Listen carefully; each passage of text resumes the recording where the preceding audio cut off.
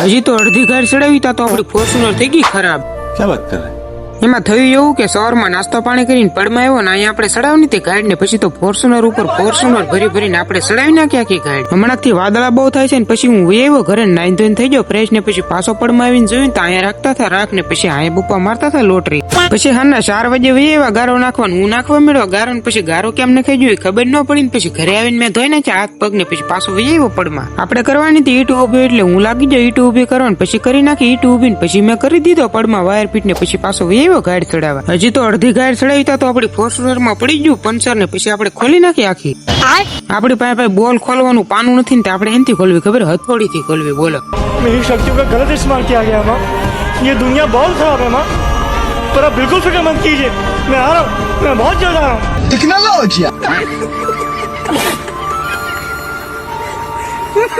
બાકી આજ માટે એટલું જ તે બાકી મળીએ આપણે કાલના મિની વ્લોગમાં.